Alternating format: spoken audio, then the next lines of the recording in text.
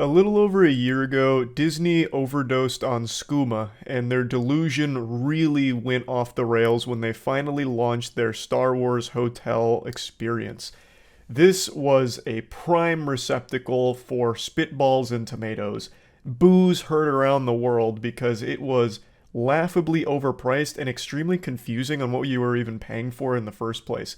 It was initially announced like way back in 2017, and it was supposed to carry a price tag of $6,000 for a 2 night stay, but it could go as low as $4,000 as well. It's called the Star Wars Galactic Star Cruiser, and it's supposed to be a fully immersive Star Wars experience for superfans to spend 2 nights in this like underground bunker hotel facility that's supposed to be like a murder mystery song and dance with all kinds of Star Wars characters, as well as a hotel, as well as fine dining. It basically just takes a ton of different things, threw it at a dartboard, and said, okay, it's going in the Star Wars Galactic Star Cruiser. We're going to charge a fucking outrageous price.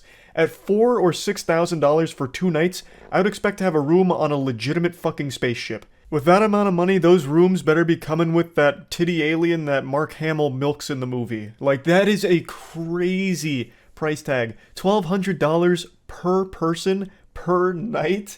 My god. You'd need to be like fucking Scrooge McDuck to be able to afford that, or the biggest Star Wars fan in the world who's willing to just dump everything into a 2 night experience. But what's crazy is it looks miserable to stay in. Here's the rooms. Here's one of the 100 cabin rooms. It's basically like a little prison. Like, your children get these small pods in the wall. The bed looks rather small. Like, this is not what you would expect for this amount of money. You go to the goddamn Star Wars gulag. It's so startling. There's no windows. Like, keep in mind, there's no windows in these rooms. All you get is these little screens supposed to look like you're out in space, but it looks really dated. It doesn't seem like they put a whole lot of effort into that, but I haven't been, so maybe it's cooler in person.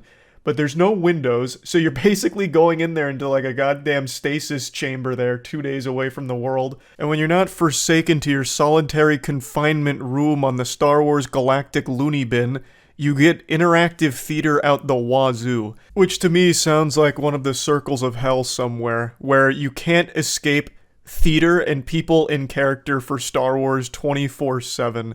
That just seems way too much. So the pictures I'm getting are from a video from DFB Guides, who went over the entire Star Wars hotel experience, and overall it's just a expensive, confusing, jumbled mess from everything I've seen. And this opened only a little over a year ago, and it's already closing. This was a complete disaster for Disney, I imagine. Of course, I'm not their fucking accountant. I can't flip through their books here and double check. But I just can't imagine at that price point, as well as how awful their marketing had been for it, that it was financially successful for them. They're writing it off as like a business decision that they've decided to close it so shortly after launch, but that doesn't make any sense. That just sounds like a bad business decision if it was doing well. It's 100 cabins, clearly a very expensive endeavor, and they're already giving up after a year. When this shit launched, it had terrible publicity. Like, they made these marketing pitches that gave people no insight into what they were paying for. So people already started kind of wiping their ass with the whole idea of even staying there or considering it. It turned everyone off immediately, and it's never recovered. Now, it's worth mentioning, among the people that have paid a visit to this facility, the majority of them are saying that they enjoyed it and that it was worth the cost. I don't know if that's genuine or if it's some level of brainwashing where they paid so much money that they convinced themselves that they had to enjoy it, thus they did. But people did seem to like it when they paid all that money for it.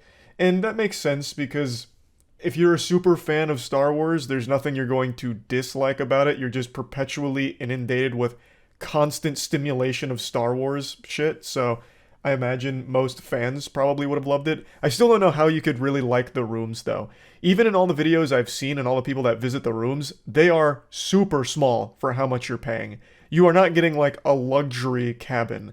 It's very much like a summer camp, like band camp fucking cabin here. I'm still a bit baffled by the decision to have the guests stay in these tight windowless quarters. Like, that sounds miserable.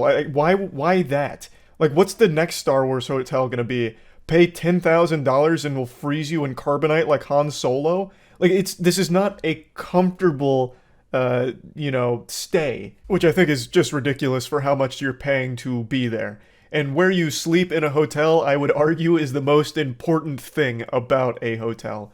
Though I guess in this case it's supposed to be more than that. It's supposed to be like a Star Wars experience where you fucking transcend the human race for a brief moment and take a journey into fantasy. But then when you come out from reality, you leave this underground nuclear fallout shelter of the Star Wars Galactic Star Cruiser, you realize you're $6,000 down and about to miss a house payment or something. I still can't get over just how expensive this fucking place is, or was.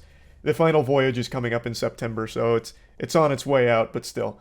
One other thing I want to mention is when these announcement videos were first coming out, these pictures were first surfacing of the experience, one thing that I heavily criticized was the food. It hypes itself up as being like fine dining, pinky out establishment kind of thing. And the food they were showcasing looked like slop. Actual prison slop that they would serve on a tray at like a maximum security ward. It didn't look like high quality food for that price. It'd have names like the Yakbi Shrimp Blue Milk Glorb Stuffer, and what you would see on the plate is like 2 tiddlywinks of pork and a small piece of bread or something. But after going through and watching more of the videos over the last like 4 or 5 months, the food does look fine. So I don't know why they chose the most unflattering promotional pieces for their food in the beginning, but it does seem like the food is a big hit with the people that go there, and from what I see, it looks fine. Albeit it has the cardinal sin that every high dining facility has, where you get portion sizes that wouldn't be enough to fill the belly of a bumblebee. So that's always, in my opinion, a bit of a scam to charge so much and receive so little, but that's just the trend in very expensive restaurants, unfortunately. I always think portion sizes are important, so if you're paying a lot of money, you should be able to fill your full belly. You should walk out of there feeling full, satisfied, and your gluttony, satiated. But anyway, the food does look fine, and that was something that I was very vocal about in the beginning, being lackluster. Some of you may remember I toyed around with the idea of getting the gang together and spending the 2 nights at that hotel. But we really sidelined that idea, fucking flushed that down the toilet because that is way too expensive. So I don't think we're ever going to do that. That's not worth the amount of money for the sake of like basically a joke or just to experience something awful. Like none of us are huge Star Wars fans. Like I like Star Wars. I couldn't stand the new trilogy, but overall I love the Star Wars universe, especially everything with the Old Republic. This has nothing to do with that, so this wouldn't even be in my favorite era of Star Wars. And none of my friends are big Star Wars fanatics either, so it's not like we'd get anything out of this other than like not having fun and trying to make a joke out of it, which is not worth fucking $6,000. So I don't think that's happening. I want to go ahead and clear that up. We're not going even before it closes. It's not worth it.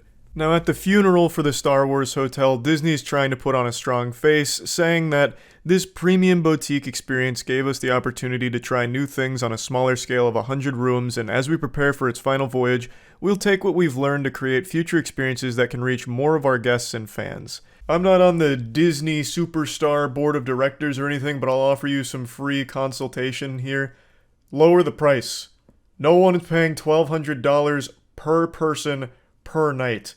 That's a crazy ask.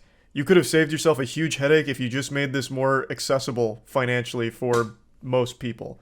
I think that's the way that you reach new guests and more fans, right? Like it seems like a pretty simple solution to the mathematical equation here.